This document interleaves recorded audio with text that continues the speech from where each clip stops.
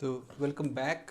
चलिए, आज हम लोग शुरू करने वाले हैं एक बहुत ही अच्छा टॉपिक जो कि आपकी यूनिट भी है। That is the series and sequence या sequence and series. Sequence and series. Now the question is what is this and why this is important. अगर इसकी इम्पोर्टेंस के बारे में बात करना शुरू करूँ मैं आपको, तो आप लोगों ने 11वीं में एक चीज़ पढ़ी थी। देखो होता क्या है, जो कि मैपिंग और रिलेशन से जुड़ा हुआ था। मैथमेटिक्स में हम मुख्य रूप से क्या कर रहे होते हैं, मैथमेटिक्स में एक बड़ी ब्रांच ऐसी है जहां हम रिलेशंस ढूंढ रहे होते हैं। हमारे पास कुछ वेरिएबल्स हैं जिनकी कुछ वैल्यू हो सकती हैं, और हमारे पास एक फंक्शन है जो उस वेरिएबल को से जुड़ा हुआ है और हमें कुछ आउटपुट निकाल के देता है। ये कुछ ऐसा है जैसे मान लीजिए हमारे पास एक लाइन है जो कि इनपुट की लाइन है, और एक लाइन है जिसको कि हम आउटपुट की लाइन कहते हैं। अब यहाँ पर क्या है, मान लो हमारे पास कोई मशीन है कुछ इस तरह से, इस तरह की मशीन है, ये हमारी मशीन है और जो इस तरह से काम करती है, इस तरह से हमारी मशीन है। तो यहाँ पर क्या होता है, जैसे हम कोई वैल्यू है, ये वैल्यू जैसे इसके अंदर इंसर्ट करेंगे, ये तुरंत ही ये जो मशीन है उसके कॉरेस्पॉन्डिंग जो आउटपुट होगा वो हमको दिखा देगा। तो आपने यहाँ पर A लिया तो यहाँ पर U आ गया। आपने अब यहाँ कहीं B है, तो जब ये चीज़ इधर आ जाएगी इस तरह से, इसको एब्जॉर्ब करेगी इस तरह से, तो आपके पास ये जो पॉइंटर है यहाँ कहीं आ जाएगा और इस तरह से आपको एक नई वैल्यू मिल जाएगी। तो जैसे जैसे हमारे पास यहाँ पे वैल्यूज़ हम इंसर्ट करते जाएंगे, हम पाएंगे कि हमारी आउटपुट उसी तरह से मिल रहा है। तो ये जो बीच में जो मशीन है इसको हम फंक्शन कहते हैं। तो फंक्शन में हम कुछ भेज रहे हैं और फंक्शन में आउटपुट में कुछ मिल रहा है। अब यहाँ कई सारी पॉसिबिलिटीज़ हो सकती हैं। आप यहाँ पर अलग अलग चीज़ें भेज रहे हो, जैसे फंक्शन है इसमें अलग अलग चीज़ें भेज रहे हो, लेकिन आउटपुट हर बार एक ही निकल रहा है। ठीक है, तो आपके इनपुट तो बदल रहे हैं लेकिन आउटपुट आपका सेम निकल रहा है। ये भी हो सकता है, या हो सकता है कि हर एक यूनिक इनपुट के लिए एक यूनिक आउटपुट हो, इसकी भी संभावनाएं हैं। तो इस तरह से हम एक फंक्शन के बारे में बात करना शुरू कर देते हैं और हम एक रिलेशन देखना शुरू कर देते हैं, जिसको टेक्निकल भाषा में मैपिंग कहते हैं, मैपिंग करना कहते हैं। तो जैसे अगर आपसे कहा जाए कि हमारे पास एक इस रीजन है जिसको हम कहते हैं डोमेन, और एक दूसरा रीजन है जिसको हम कहते हैं रेंज। ये टेक्निकल वर्ड्स हैं जो कि हम लोग यूज करते हैं 11th क्लास में जब मैपिंग पढ़ रहे होते हैं। तो अब आपके पास डोमेन में कुछ इंटीजर्स हैं, मान लीजिए 1 है, 2 है, 3 है, 4 है, इस तरह से कुछ इंटीजर्स हैं। और यहाँ पर रेंज में कुछ रियल नंबर्स हैं। और आपको मालूम है कि रियल नंबर एक बहुत बड़ा समूह होता है जिसके अंदर रेशनल भी आ जाते हैं, जिसके अंदर इंटीजर भी आ जाते हैं, होल नंबर भी आ जाते हैं, नेचुरल नंबर भी आ जाते हैं, सब आ जाते हैं उसके अंदर। तो एक रियल नंबर है। और इस पूरी स्थिति में हम मान लें कोई मैपिंग है, जैसे मान लो यहाँ पर A है, B है, C है, D है, E है, -E है, इस तरह से कुछ है। तो आपने कहा 1 इसके साथ जुड़ा हुआ है, 4 इसके साथ जुड़ा हुआ है, 2 इसके साथ जुड़ा हुआ है, 3 इसके साथ जुड़ा हुआ, 5 है, 5 भी इस तरह जुड़ा हुआ है, 1 A के साथ भी जुड़ा हुआ है। इस तरह से हमने कुछ एक तरह की रिलेशनशिप सिद्ध कर दिया कि ये इसके साथ जुड़ा हुआ है, ये इसके साथ जुड़ा हुआ है। तो यहाँ पर हमने एक फंक्शन की बात की। ये जो फंक्शन है ये क्या करता है, किसी डोमेन जो कि नेचुरल नंबर के साथ, मान लो n से हम रिप्रेजेंट कर रहे हैं, तो डोमेन जो कि नेचुरल नंबर का है उसको एक किसी रियल नंबर के सेट से रिलेट कर रहे हैं, जिसको कि हम रेंज कहते हैं। तो ये डोमेन है, ये रेंज है, और ये हमारा फंक्शन है। तो हमारा फंक्शन कैसा है, इस तरह का है। फंक्शन हमारा इस तरह का है कि वो n को कहाँ रिलेट कर रहा है, वो r में, रियल रेंज में रिलेट कर रहा है, जो कि रियल नंबर का रेंज है। अब जहाँ पर एक चीज़ देखें, यहाँ पर आपके पास एक क्रम दिख रहा है। यहाँ से तो आपने नंबर को चुनाव किया और ये जो आउटपुट आ रहा है इसका क्रम है।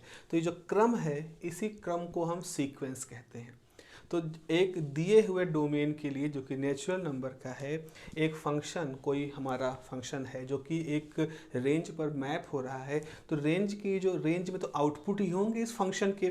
तो रेंज के ये जो टर्म्स होते हैं, जो मेंबर्स होते हैं, इनके ये जो क्रम होता है, इसी चीज़ को हम सीक्वेंस कहते हैं। तो आप कहोगे सर ये तो सेट है एक, जैसे हमने कहा एक सेट होता है। आप याद करो 11th क्लास में आपने सेट के बारे में क्या पढ़ा था। Set is the collection of elements, set is the collection of members.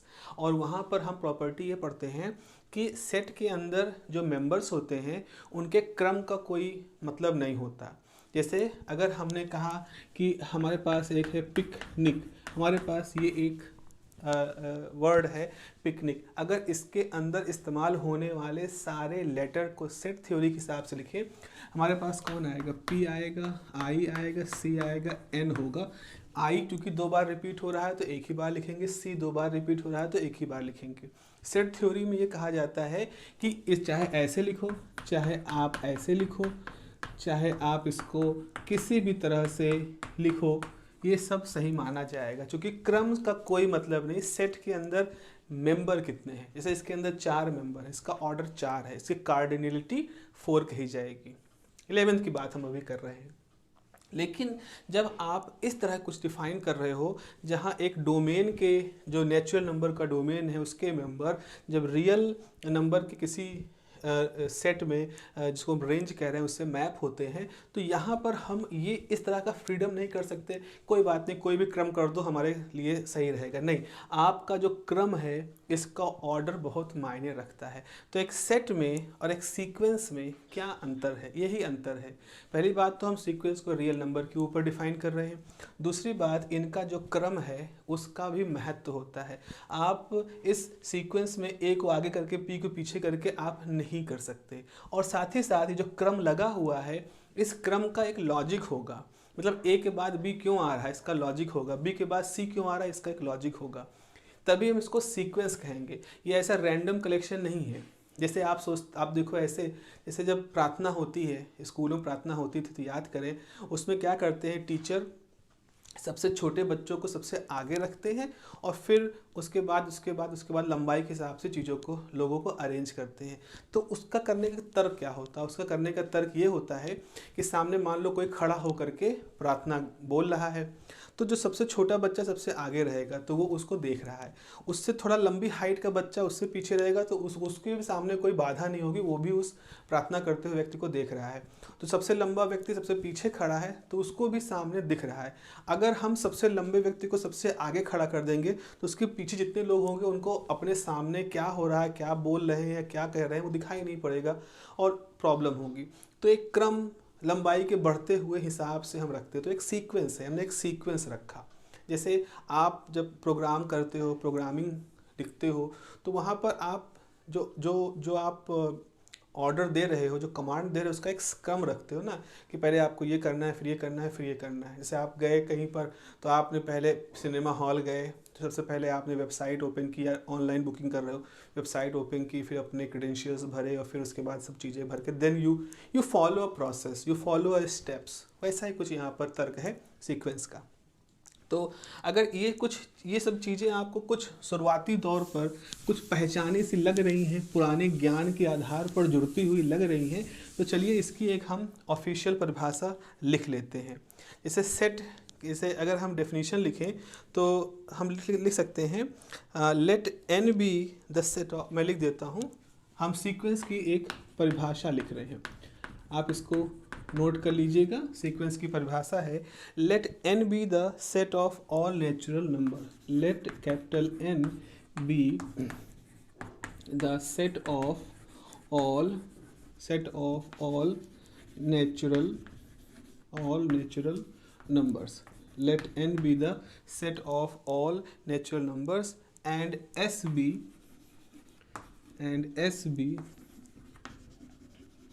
any set of real number, set of any set of real numbers, any set of real numbers, full stop। then a sequence नहीं मैंने यहाँ पर then फिर लिखते हैं then a sequence is a mapping, तो जो sequence होता है वो क्या होगा, then a sequence is a mapping as mapping कैसे डिफाइन करो, f is such that ये आपका नेचुरल नंबर को सेट एस के साथ में एसोसिएट करता है सच दैट एफ एन, यानी कि जो इंटीजर के सेट का जो कोई मेंबर है जिसको हम स्मॉल एन कह रहे हैं, कैपिटल एन सेट का एक मेंबर है small N, such that F N is X N.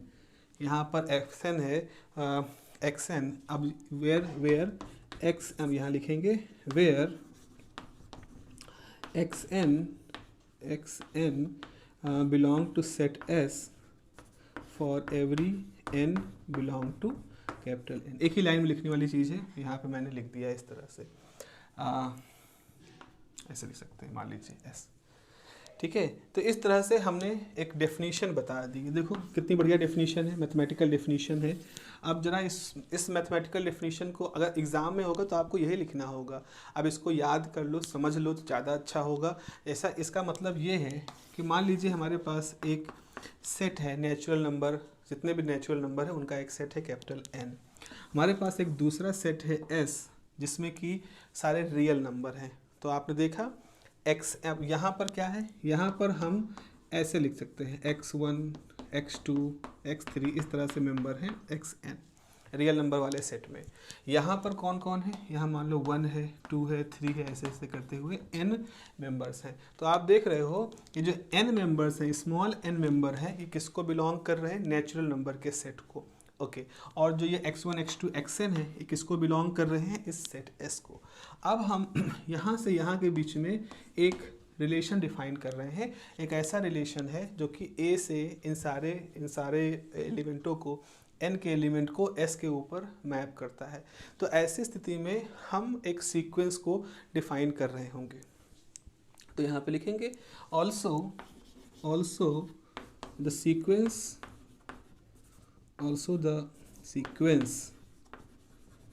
Is, कैसे डिफाइन करते हैं, f is such that n xn,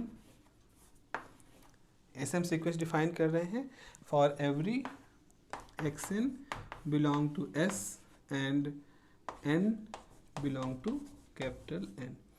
इस तरह से हम डिफाइन कर सकते हैं। तो ये भी एक तरीका है सीक्वेंस को डिफाइन करने का। तो आप देख रहे हो कि जब आप फंक्शन को डिफाइन कर रहे हो तो आपने फंक्शन को ऑल्सो ऐसे लिख सकते हैं, ऑल्सो दिस।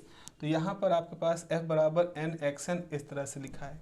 तो ये जो चीज़ होती है इसको ऑर्डर पेयर कहते हैं, this is called the order pair. अब जरा एक चीज़ समझो, अब यहाँ पर अगर हमने इस तरह से डिफाइन कर लिया है, देन द सेट, आप ऐसे करो x1 x2 x3 up to xn is called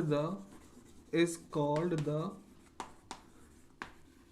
sequence. तो आपके लिए सीक्वेंस क्या है, सीक्वेंस एक मैपिंग से डिफाइन होती है। ये फंक्शन है, ये मैपिंग का पूरा तरीका है जिसको शॉर्ट फॉर्म में ऐसे लिख सकते हैं। यहाँ पे देखो n xn लिखा है हमने। यहाँ n जो होता है वो डोमेन का मेंबर होता है, xn जो होता है वो इसका मेंबर होता है, जो आपका रेंज है उसका मेंबर होता है। ऐसी स्थिति में अगर आप खाली इन आउटपुट का एक पूरा सेट बनाएं, जैसे यहाँ x1 x2 का पूरा सेट बनाएं, तो इस सेट को, ये जो रेंज के अंदर जो ये एलिमेंट हैं इनका जो सेट बनता है उसको हम सीक्वेंस कहते हैं। उसको हम सेट क्यों नहीं कहते, उसको सीक्वेंस इसलिए कहते हैं क्योंकि वहाँ पर x के बाद x2 आने का एक लॉजिक होगा, x2 के बाद x3 आने का एक लॉजिक होगा, और ये सारा लॉजिक फंक्शन के थ्रू ही जुड़ा हुआ है। अच्छा जरा सोचो आप इस तरह से, जैसे अगर मैंने कहा कि आपके पास एक फंक्शन है, कोई फंक्शन है f, फंक्शन ऐसा है कि वो ऐसा है, फंक्शन इज सच दैट कि ये n है तो xn जो होगा वो n स्क्वायर हो जाएगा, कुछ इस तरह से है फंक्शन। तो इसका मतलब ये हुआ कि जैसे n की वैल्यू 1 होगी तो n स्क्वायर मतलब 1 होगा, n की वैल्यू 2 होगी तो ये 4 हो जाएगा, n की वैल्यू 3 होगी तो ये 9 हो जाएगा, n की वैल्यू 4 होगी तो ये 16 हो जाएगा। इस तरह से है। तो अब आप क्या करें यहाँ पर, तो बच्चों आप एक काम कर सकते हो कि आप करो इस चीज़ को, डोमेन जो है हमारा, डोमेन का मतलब होता है जो n की वैल्यू है उसको x एक्सिस पे रखो, और जो रेंज है उसको y एक्सिस पे रखो, xn को y पे रखो। अब जरा देखो n की वैल्यू 1 रखी तो ये क्या है, ये तो हमारा रेंज है ना, तो रेंज की वैल्यू कितनी आई 1, ठीक है, यहाँ एक पॉइंट बन गया। फिर इसकी वैल्यू 2 रखी, जैसे आपने इसकी वैल्यू 2 रखी ये यहाँ पे आ गया 4, तो यहाँ पे 2 रखने पर ये आपका आ गया 4। फिर आपने 3 रखी, 3 रखने पर ये यहाँ कहीं आ गया 9। तो आप देखो, और 0 पे 0 था, जब ये 0 था तो ये 0 था, तो ये इस तरह से ग्राफ आपका रन कर रहा है। तो ये है हमारा फंक्शन, जो हमारा फंक्शन है वो इस ग्राफ से रिप्रेजेंट हो रहा है। और यहाँ पर आप देखो एक क्रम है, जब आप डोमेन को 1 रखोगे तो आपको आउटपुट 1 ही मिलेगा, जब डोमेन को 2 रखोगे तो आउटपुट 4 ही मिलेगा। मतलब अगर हम इनको लेकर क्रम बनाएं तो सीक्वेंस क्या निकल के आएगा, सीक्वेंस निकल के आएगा 0, n बराबर 0 पे 0, 1, 4, 9, 16 एंड सो ऑन। तो आपको एक तर्क मालूम चल रहा है यहाँ पर कि 0 के बाद 1 क्यों आया, बिकॉज ये फार्मूला था। 1 के बाद 4 क्यों आया, बिकॉज स्क्वायर का फार्मूला था। उसके बाद 9 क्यों आया, उसके बाद ये सब फार्मूले थे। तो आपको यहाँ पर इन जो सेट के अंदर एलिमेंट हैं इनके अपने अपने स्थान का महत्व मालूम है। आपको मालूम है कि आप इसको जंबल अप नहीं कर सकते। So it is a collection of element that are following certain rules, कुछ नियमों का पालन करते हुए हैं, और इनके क्रम का अपना बहुत महत्व है। इसी क्रम के महत्व की वजह से ही हम इसको क्या नाम देते हैं, हम इसको सीक्वेंस कहते हैं। तो जनरली जब आप कोई फंक्शन ऐसे डिफाइन करते हो, जैसे आपने फंक्शन में ये एक एलिमेंट दे दिया, इसको b कह दिया, तो असल में इसे कहते हैं ऑर्डर्ड पेयर। ये जो पूरा तरीका होता है इसको ऑर्डर्ड पेयर कहते हैं। इसमें पहला जो एलिमेंट होता है वो किसको दिखाता है, वो डोमेन को दिखाता है, ठीक है। एक्स एक्सिस पे जैसे यहाँ बनाया है, जो एक्स एक्सिस पर बना है डोमेन को दिखाता है, और जो बी होता है वो किसको दिखाता है, वो रेंज को दिखाता है, जिसको कि हम वाई एक्सिस पर लिख रहे होते हैं। तो इस तरह से हमने कुछ महत्वपूर्ण जरूरी बातें समझ ली हैं इस रेंज थे, इस सीक्वेंस और सीरीज़ के पहले हिस्से में, जिसको कि हम सीक्वेंस कह रहे होते हैं। ओके, तो हमारे पास तमाम तरह के सीक्वेंस होते हैं। अगर इसकी और कुछ बिना मैथमेटिक्स को शामिल किए हुए अगर हमसे कुछ परिभाषाएं लिखें तो कुछ परिभाषाएं आप इसकी और नोट कर सकते हैं, कुछ परिभाषाएं इसकी आप और नोट कर सकते हैं। तो जैसे मैं लिख देता हूँ, जैसे एक परिभाषा है a sequence is list of number, मैं लिख देता हूँ यहाँ पर। एक और परिभाषा है a sequence is list of numbers. A sequence is list of numbers in certain order.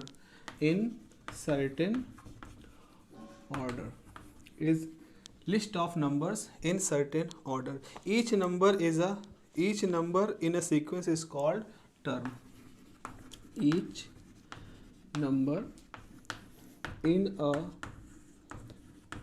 sequence is called a term. Her number को हम क्या नाम देते हैं, टर्म कहते हैं। Each term in a sequence has a position. और आगे आप लिखोगे, ये दूसरा पॉइंट है, each term in a sequence has a position. उसका अपना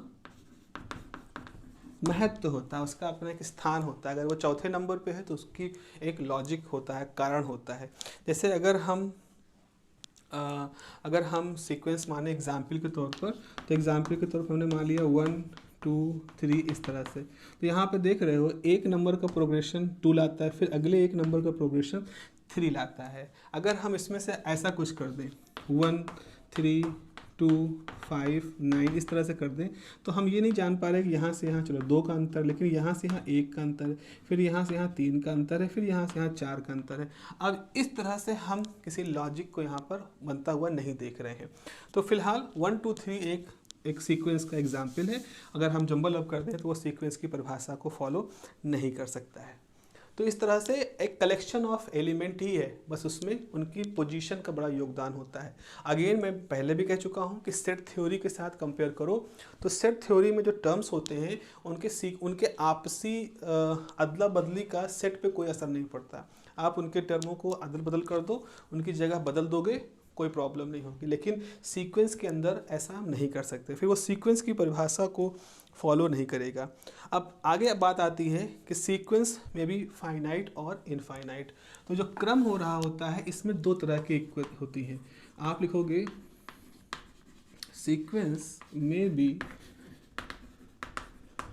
फाइनाइट और इनफाइनाइट, दो तरह, मतलब हम दो मुख्य श्रेणियों में बांट सकते हैं। जैसे ये ऐसा है कि आपने कहा हमारे पास एक नेचुरल नंबर का सेट है, बहुत बड़ा है, हमारे पास एक दूसरा सेट है जो रेंज है एस मान लो, और इसके बीच में कोई रिलेशन है, कोई मैपिंग चल रही है इसके बीच में। तो जब यहाँ पे सारे एलिमेंट हैं, हमने लिखना शुरू कर दिया, हमारा एलिमेंट ए है, ए डैश है, ए डबल डैश है, बी है, बी डैश है, बी डबल डैश है, सी है, सी डैश है, सी डबल। इस तरह से कब तक पता नहीं, कब तक, बहुत सारे टर्म हैं, इतने सारे टर्म हैं कि हम काउंट नहीं कर सकते। तो इस तरह का जो सीक्वेंस चलता है इसको हम इनफाइनाइट सीक्वेंस कहते हैं। और अगर कोई सीक्वेंस ऐसा है कि मान लो ए हुआ, बी हुआ, C/2 हुआ, D/4 हुआ, E/10 हुआ, F/100 हुआ, तो हम मान सकते हैं कि धीरे धीरे टर्म छोटा होता जा रहा है और संभवतः जो आखिरी टर्म होगा वो 0 होगा। अब 0 के बाद मामला ख़त्म हो गया। तो हमने कहा इसकी अपनी एक फाइनाइट लेंथ थी भाई, इसकी जो एलिमेंटों की श्रृंखला थी वो एक समय पे आकर के रुक गई। तो ये हमारा कैसा सेट है, ये हमारा इनफाइनाइट सेट नहीं, ये एक हमारा फाइनाइट सेट है। तो अगर लगातार हमारे पास टर्म और आते जा रहे हैं और हमें ऐसा कोई आइडिया नहीं है कि हमारे पास कितने टर्म आएंगे, तो हम ऐसे जो सीरीज़ होती है उसको हम इनफाइनाइट सीरीज़ कहते हैं। लेकिन अगर हमें अंदाज़ा लग जाता है, हमें उसके एनवे टर्म के बारे में मालूम है, एनवे मतलब जो nth टर्म है, सो हो सकता है वो आखिरी टर्म हो, अगर वो उसकी वैल्यू 0 की तरफ है तो हम कहेंगे कि वो हमारा एक फाइनाइट सीक्वेंस है। फॉर एग्जांपल के तौर पर अगर हम कहें, मान लीजिए हमारे पास एलिमेंट A1 है, A2 है, A3 है, और ऐसे करते करते AN है।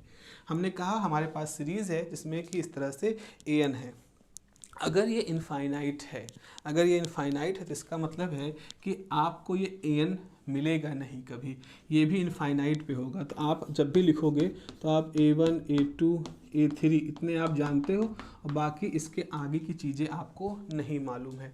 इसको शॉर्ट हैंड नोटेशन में कैसे लिखेंगे, आप लिखोगे AI और I की वैल्यू मान लो 1 से लेकर के इन्फिनिटी तक यहाँ पर एग्जिस्ट कर रही है। तो ये एक तरीका है। यहाँ समेशन नहीं लिख रहे हैं बिकॉज हम सीक्वेंस के बारे में लिख रहे हैं, हम इन टर्मों को भी जोड़ नहीं रहे हैं।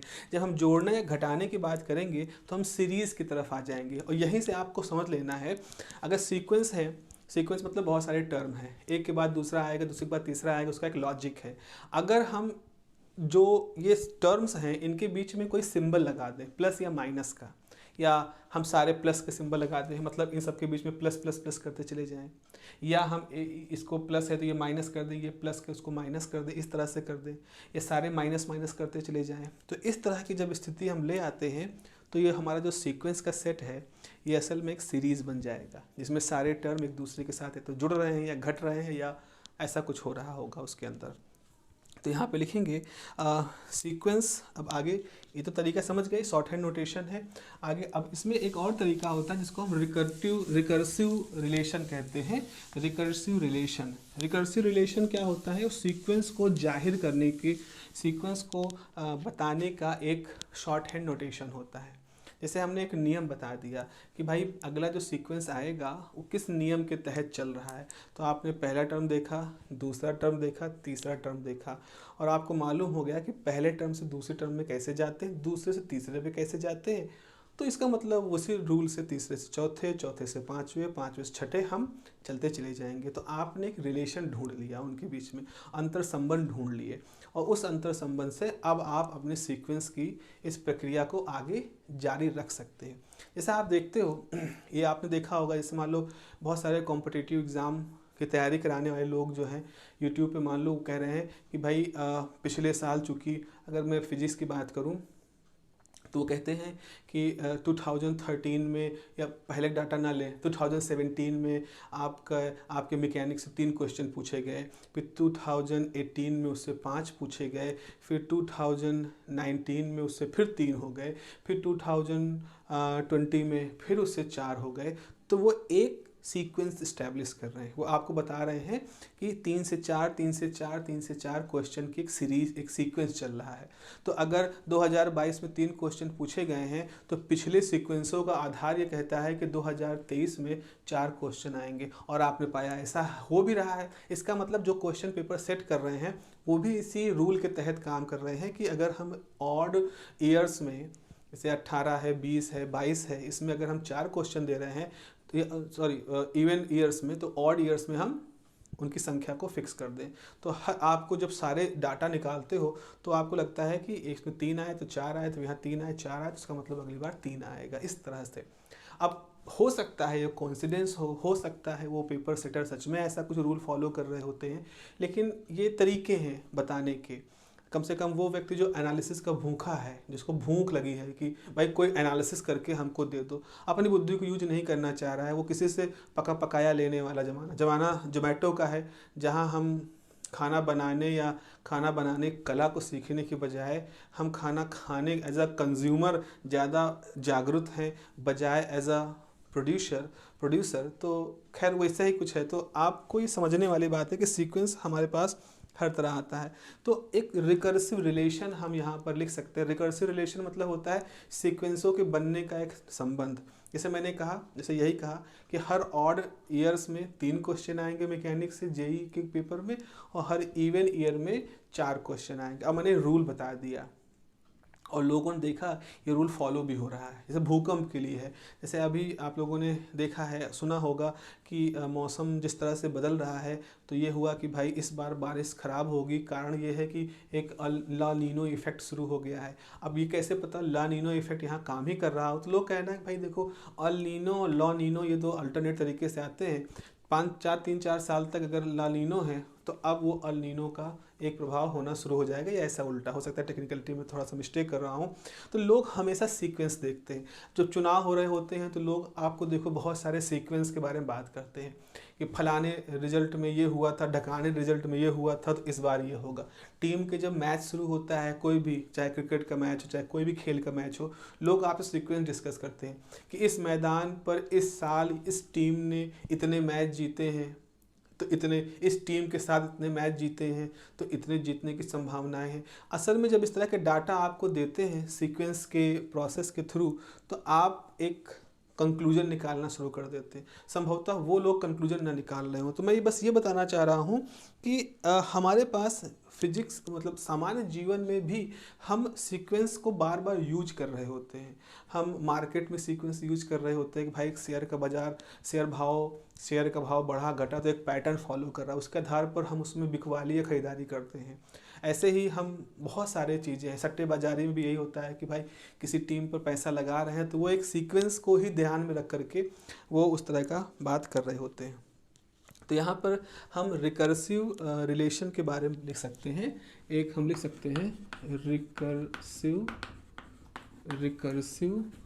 रिलेशन। क्या होता है रिकर्सिव रिलेशन? तो लिख दें, a sequence can be defined by recursive relation.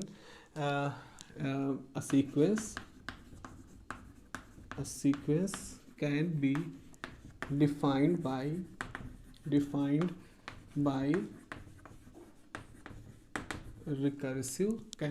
defined by recursive relation. A sequence can be defined by recursive relation where we assign, हम जोड़ देते हैं, where we assign the value of the first term of sequence, where we assign the values to the first term, और चाहे first term या first few term, और first few terms. क्या मतलब है, अभी हम लोग एग्जाम्पल के थ्रू बात करेंगे। Where we assign the values to the first term और first few terms of the sequence and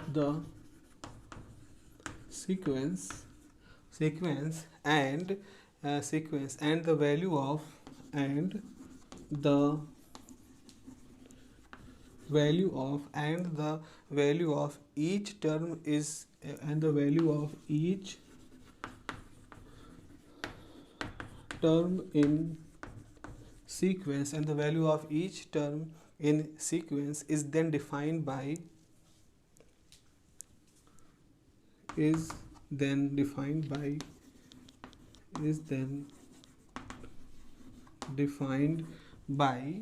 um, defined by one or more of the preceding terms. One or more of the preceding terms. मतलब यहाँ पे लिखा है एक sequence को हम जो डिफाइन करते हैं रिकर्सिव रिलेशन का मतलब है, मतलब हम एक रिलेशन लिखेंगे और रिलेशन लिखने के बाद हम शुरू के कुछ टर्म उस नियम के हिसाब से लिख देंगे और इस तरह से हम देखेंगे कि हर पहले का टर्म अपने आने वाले टर्म को उसी नियम के थ्रू ही खड़ा कर रहा है। फॉर एग्ज़ाम्पल मान लीजिए हमारे पास एक सीक्वेंस है। सपोज़ हमने कहा हमारा सीक्वेंस इस तरह से है, AI is equal to I square minus three और यहाँ आई की जो वैल्यू है वो 1 से लेकर के इन्फिनिटी तक रन कर रही है मान लीजिए। तो ये एक तरह का रिलेशन हमने यहाँ पर इस्टेब्लिश कर दिया। अब जरा खुद ही सोचो, आई की वैल्यू जब आप 1 रखोगे तो यहाँ पर A1 क्या आएगा, यहाँ पहली बात तो A1 होगा और A1 की वैल्यू कितनी होगी, A1 की वैल्यू होगी 1 - 3 यानी -2। ऐसे ही जब आप I की वैल्यू 2 रखोगे तो दूसरा टर्म A2 हो जाएगा और ये हो जाएगा 2 दूनी 4 - 1 4 - 3 तो 1। फिर A3 थर्ड टर्म क्या होगा, 3 तिया 9 - 3 6। फिर A4 क्या होगा, 4 चौक 16 16 - 3 13।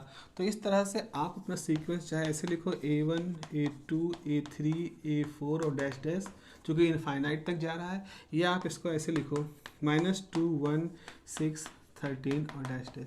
यहाँ हम कह रहे हैं कि हर टर्म जो है जो ये टर्म है ये इसके साथ जुड़ा हुआ है इस रिलेशन के थ्रू। तो आप इनके बीच के अंतर संबंध को इससे वेरीफाई कर सकते हो कि हाँ भाई ये रिलेशन इससे वेरीफाई हो रहा है। तो वही चीज़ लिखा है, where we assign the values to the first term और फर्स्ट फ्यू टर्म। देखो हमने कुछ टर्मों को डिफाइन किया and the value of each term in sequence is then defined by one or more of the preceding terms. तो जो आगे के टर्म हैं उनको उनकी सहायता से हम इस तरह से बाकी सीक्वेंस के टर्म्स को भी डिफाइन करते हुए जा सकते हैं। तो इस तरह से हमने यहाँ पर लिख दिया। जैसे एक एग्ज़ाम्पल है, एक बहुत बढ़िया नंबर्स हैं जिनको फिबोनाची नंबर्स कहते हैं। काफ़ी कंप्यूटर साइंस में यूज होता है, नंबर थ्योरी में बहुत ज़्यादा इनका इस्तेमाल होता है। तो फिबोनाची का बड़ा ही इसका इंटरेस्टिंग सा एक इतिहास है फिबोनाची का। कैसे इन्होंने फिबोनाची नंबर बनाए थे, इन्होंने खरगोश, खेत के अंदर जो खरगोश हैं उनकी ब्रीडिंग के ऊपर ये रख करके उन्होंने इस नियम को बनाया था कि मान लीजिए हमने खेत के अंदर कुछ नर मादा खरगोश छोड़ दिए, तो जैसे वो नर मादा खरगोश छोड़े उन्होंने ब्रीडिंग की और ब्रीड करके उन्होंने कुछ और खरगोश नए पैदा किए। उन खरगोशों में भी नर मादा हैं तो उनकी भी ब्रीडिंग हुई और उससे और खरगोश बनना शुरू हुए। अब मान लो कि खेत में कोई भी बिल्ली नहीं है, खेत के इर्द गिर्द कोई ऐसे शिकारी जानवर नहीं है जो खरगोशों को खा रहे हैं। तो अब क्या होगा, अगर वो इसी रफ्तार से अपने आप को बढ़ाते चले जाएं तो एक सीरीज़ बनती चली जाएगी। जैसे नर मादा सिर्फ 2 थे, उनसे अब खरगोश की प्रोडक्टिविटी है कि भाई उनके एक बार में 3 या 4 बच्चे पैदा होते हैं। वो जीव हैं, जैसे इंसान हैं, इंसानों की अपनी कैपेसिटी है, जुड़वा हुए 3 हुए। और जानवरों में जैसे आप देखते हैं कुत्ते बिल्लियों में होते हैं 2 या 3 से ज़्यादा 4 भी होते हैं। तो उस लिहाज से हमने एक लिमिट सेट कर दी, हमने कहा कोई शिकारी नहीं है। तो नर मादा ने कुछ बच्चे पैदा किए, फिर उनसे कुछ और हुए और धीरे धीरे उस खेत के अंदर एकदम से खरगोशों की संख्या या चूहों की संख्या आप मान लें एकदम से बढ़ना शुरू हो जाएगी। वो जो क्रम फॉलो कर रहे हैं इसको फिबोनाची सीरीज कहते हैं।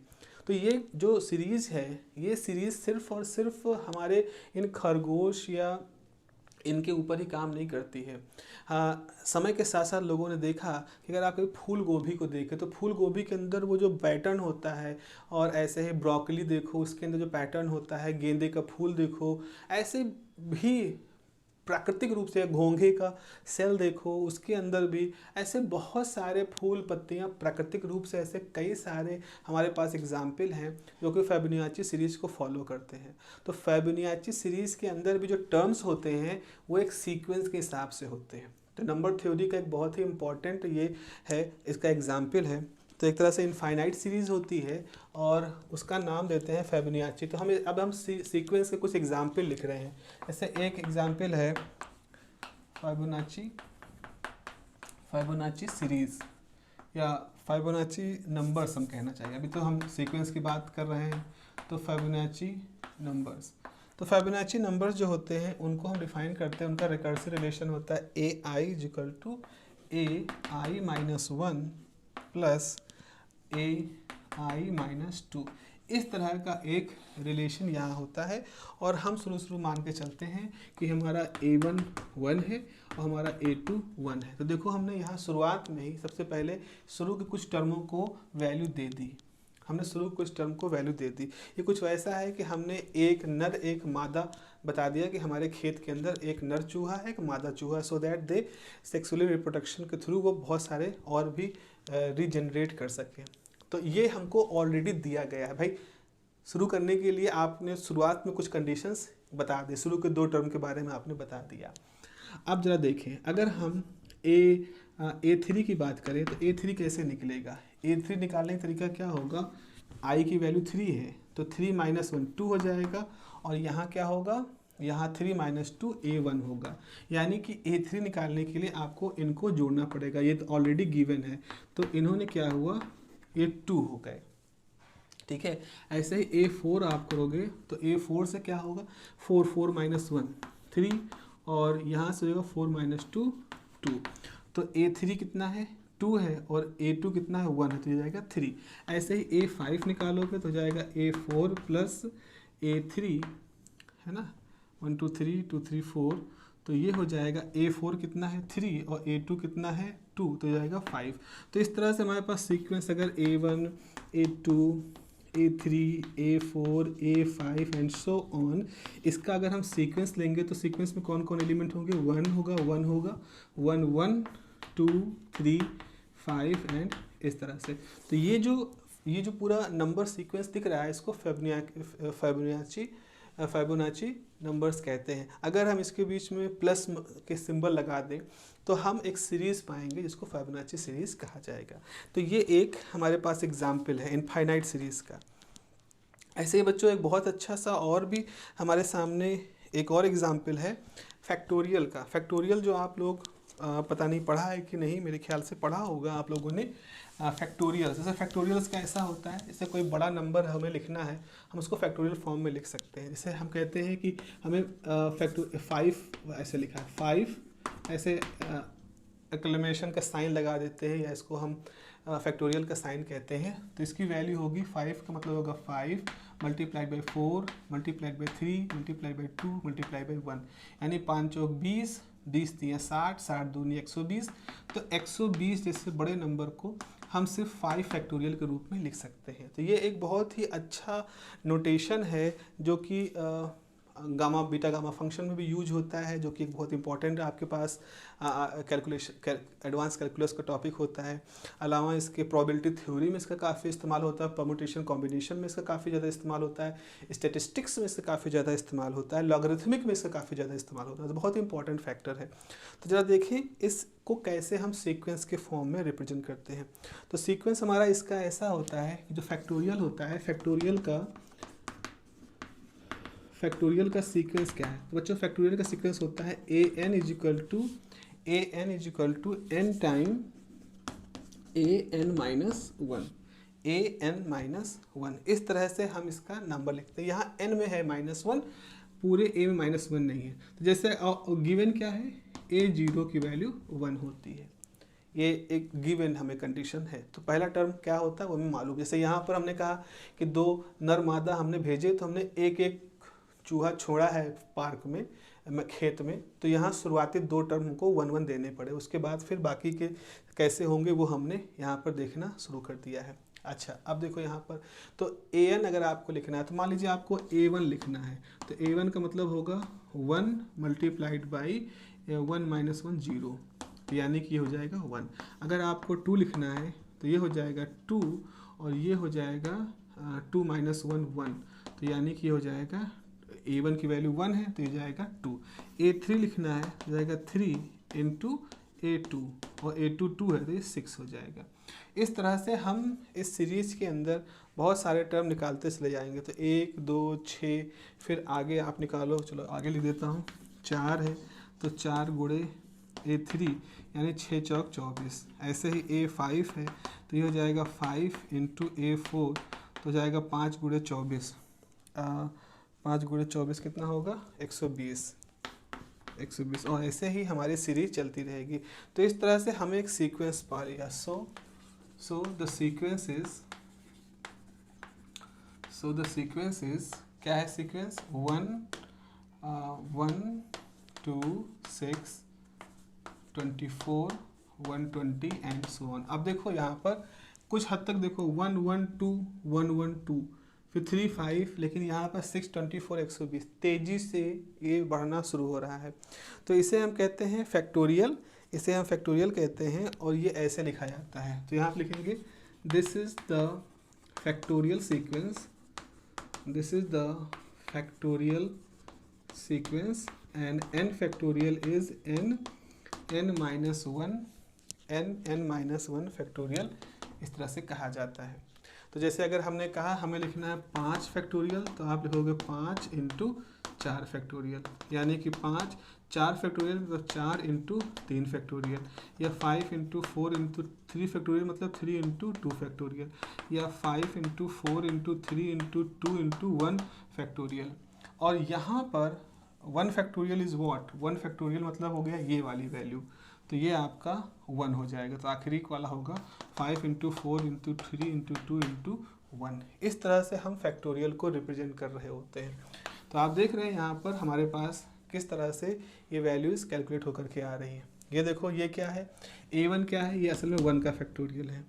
a0 मतलब a0 का मतलब होता है ये 0 का फैक्टोरियल 1 है, 1 मतलब 1 का फैक्टोरियल, 2 मतलब 2 का फैक्टोरियल, a3 मतलब 3 का फैक्टोरियल, 4 का फैक्टोरियल। आपको मालूम है 4 गुणे 3 गुणे 2 4 ते 12 दूनी 24 होगा। ये क्या है 5 का फैक्टोरियल। तो आप देख रहे हो ये a5 बेसिकली 5 का फैक्टोरियल है। और कैसे लिखा जाता है a5 मतलब 5 का फैक्टोरियल कैसे लिखा जाता है, 5 का फैक्टोरियल लिखा जाता है 5 गुणे 4 a4 मतलब 4, तो 5 माइनस 1 का फैक्टोरियल। तो इसी चीज़ को लिखा गया है n factorial is n time n minus 1 factorial. तो बच्चों इस तरह से आप देख पा रहे हो कि सीक्वेंस एक ऐसी क्या कह सकते हो ब्रांच है मैथमेटिक्स की, नंबर थ्योरी की, जो हम अगर ध्यान से देखें तो अपने इर्द गिर्द के जीवन में उसको देख सकते हैं। आगे आप जब नंबर थ्योरी पढ़ोगे, क्रिप्टोग्राफी पढ़ोगे, इवन क्योस थ्योरी वगैरह भी जब पढ़ाई जाती है तो हम ये देखते हैं कैसे इंटर रिलेशन इस्टेब्लिश हो रहा है एक्स टर्म से वाई टर्म में, वाई टर्म से जेड टर्म में, और ये सीक्वेंस का एक बहुत महत्वपूर्ण हिस्सा है। तो सीक्वेंस से हम एक क्रम देखते हैं, पैटर्न देखते हैं। जैसे आप देखते हैं ना कि जैसे कि आपने लिखा डकवर्थ लुईस सिस्टम है, डकवर्थ लुईस मैथमेटिशियन थे, स्टैटिस्टिशियन थे। वो एक पैटर्न को देखते हैं जिसमें बहुत सारा डाटा होता है, बहुत सारे वेरिएबल्स होते हैं कि भाई अगर एक खिलाड़ी इस रफ्तार से इस कंडीशन में इतने रन बनाई टीम ने तो वैसी कंडीशन होती, वैसी कंडीशन अगर एक्स्ट्रापोलेट की जाए तो दूसरी टीम को कितने रन बनाने चाहिए। और आप लोगों ने शायद देखा हो अभी जो मैच हुए हैं और पहले भी होते आए हैं कि जब किसी बाधा की वजह से इस तरह के निर्णायक मौक़ों पर हमें फैसला लेना होता है तो हम डकवर्थ लुईस सिस्टम को यूज़ करते हैं। तो वो भी एक तरह से सीक्वेंस को देखता है, एक पैटर्न को देखता है, किस पैटर्न से ये सीक्वेंस सीरीज़ काम कर रहे हैं। तो वो एक तरह से मैथमेटिकल प्रोग्रामिंग चलती है और वो एक रिकर्सिव रिलेशन उस क्रिकेट के मैच के दौरान जो डाटा है उससे एक रिकर्सिव रिलेशन बना करके वो एक डाटा एक मैथमेटिकल फिगर प्रस्तुत करते हैं, जिसको हम कहते हैं भाई 15 बॉल पे 50 रन बनाने हैं, ऐसा कुछ असंभव सा लक्ष्य मिल गया, या 2 बॉल पे 1 रन बनाना है, ऐसा लक्ष्य मिल जाता है, तो वो भी सीक्वेंस सीरीज से ही एक तरह से आगे एक्स्ट्रापोलेट होकर के आगे बढ़ता है। तो this is a very important branch. अगर आप कंप्यूटर साइंस के स्टूडेंट हो या आप प्रोग्रामिंग में कुछ करना चाहते हो भविष्य में, तो आपको गणित की इस विधा को बहुत अच्छे से समझना पड़ेगा। आप आगे जाकर के डिस्क्रीट मैथमेटिक्स पढ़ोगे, तो जब डिस्क्रीट मैथमेटिक्स पढ़ोगे तो डिस्क्रीट मैथमेटिक्स में आपको ये सारी चीज़ें और गहराई से लॉजिक के साथ, और लॉजिकल एक लॉजिक ब्रांच भी होती है, उसके थ्रू आपको ये सिखाया जाएगा। बस याद रखिएगा, दिस इज़ वेरी फैसिनेटिंग। अगर आप अगल बगल देखेंगे तो आपको इस तरह के नंबर हर पैटर्न में होते हुए दिखाई पड़ेंगे। तो चलिए फिर आने वाले समय में हम लोग बात करेंगे कि हमारे पास अगर सीक्वेंस हैं तो उसमें इनफाइनाइट सीक्वेंस, बड़ी अच्छी बात है भाई, चलता चला जा रहा है, तो हम कहेंगे नहीं, ऐसा नहीं होता है। अक्सर हम ये चाहते हैं कि जो सिलसिला चल रहा है ये कहीं रुके, यानी इसको हम कहीं कन्वर्ज करें। तो हम ऐसे सीक्वेंस की बात करना शुरू करेंगे जो कन्वर्ज हों, मतलब रुक, चलते चलते हमेशा चलते ना रहें, रुक जाएं, कहीं पर उनकी एक आ जाए लिमिट, और हम उस लिमिट पर अपना फैसला ले लें। तुम्हें सोचो, अगर एक शेयर मार्केट में एक शेयर है, बढ़ता जा रहा है, वो बढ़ता जा रहा है, बढ़ता जा रहा है, बढ़ता ही जा रहा है, तो आप होगा क्या कि आप अपने जीवन में कभी उसको बेच नहीं पाओगे। आपने 10 रुपये खरीदा, 1 साल बाद 20 का हो गया, आपने कहा 1 साल में यार दुगना हो गया, चलो 1 साल रुक जाते हैं, फिर अगले साल हुआ वो 40 का हो गया, आपने कहा अरे बिल्कुल सही है, दुगना हो रहा है हर साल। अब वो लालच बढ़ता जा रहा है। एक समय ऐसा है आपको पैसे की ज़रूरत थी, लेकिन आपने उस शेयर को नहीं बेचा क्योंकि आपको मालूम है अगले साल ही दुगना हो जाएगा। आपने किसी तरह से कोई और तरीके से उस प्रॉब्लम को रिजॉल्व किया, बट आप शेयर लिए बैठे हो, आखिरी तक, मरते दम तक आपको यही उम्मीद रहेगी कि अरे ये कहीं जा कर के और भी दुगना हो जाए तो कितना अच्छा हो। तो आपने जिस शेयर को ख़रीदा था ये सोच के किसी दिन बेच करके हम एक अपनी अच्छी हालत कर लेंगे ज़िंदगी की, आप कर ही नहीं पाए कभी उसको, आप बेच ही नहीं पाए, क्योंकि वो जो सीक्वेंस था वो इनफाइनाइट की तरफ जा रहा था। अगर ऐसा होता कि कंपनी कहती नहीं, जिस दिन 10,000 रुपये होगा मैं इसको ख़रीद लूँगा, इसके आगे नहीं बढ़ने दूँगा, तो आप इंतज़ार करोगे उसका 10,000, 10 रुपये का शेयर 10,000 तक पहुँचने का। जिस दिन 10,000 पहुँच जाएगा आप कहोगे कंपनी खरीदने के लिए तैयार है, अब कंपनी इससे ज़्यादा नहीं बढ़ने देगी शेयर को, जो भी उनकी पॉलिसी है, तो हाइपोथेटिकल सिचुएशन सोच लो, तो आप क्या करोगे, उस दिन आप बेच दोगे। जैसे भी हालत में होगे आप उसको बेचने के लिए तैयार हो जाओगे, क्योंकि अब उसमें और फ़ायदा नहीं होना है। तो ऐसे जब सीक्वेंसेस हम देखते हैं तो हमारा इंटरेस्ट इनफाइनाइट सीक्वेंसेस से ज़्यादा फाइनाइट सीक्वेंसेस में होता है। ऐसे सीरीज़ का भी मामला होता है। तो अब ये होता है कि सीक्वेंस कोई है हमारे पास, को चेक कैसे करें कि वो कन्वर्ज करेगा कि नहीं, वो डाइवर्ज ही होता रहेगा। तो यहाँ, और ऐसे सीरीज़ के साथ भी होता है, तो यहाँ हमारे पास कई सारे टेस्ट होते हैं। अगर मैं सीरीज़ की बात करूँ, चूँकि एक इम्पॉर्टेंट पोर्शन है आपके सिलेबस का, तो उसमें पी टेस्ट है, कंपैरिजन टेस्ट है, लेबनिज का टेस्ट है, कॉची की कंडीशन है, बहुत सारे टेस्ट हैं जो बताते हैं कि क्या ये दी गई सीरीज़ जो सीक्वेंसों के समूह होता है, सम होता है उनका, या साइंस से जुड़ा होता है, वो कन्वर्ज करेगी कि नहीं करेगी। करेगी तो किन शर्तों के तहत करेगी, नहीं करेगी तो हम क्या करें, हम कितने टर्म को लेकर के अपना काम आगे बढ़ाएं। तो इस तरह से एक बड़ा ही इंटरेस्टिंग सा डिस्कशन यहाँ पे निकल करके आता है। चलिए आने वाली क्लासेस में हम लोग बात करेंगे कि कैसे ये सीरीज़ जो होती है या कैसे ये सीक्वेंस जो होते हैं इनका कन्वर्जेंस इंपॉर्टेंस होता है, और उन टेस्टों को देखेंगे कि वो टेस्ट कैसे इस बात को डिसाइड करते हैं कि हमारे दी हुई सीरीज़ कन्वर्ज कर रही है, डाइवर्ज कर रही है। Okay, till then have a nice day, take care, bye bye.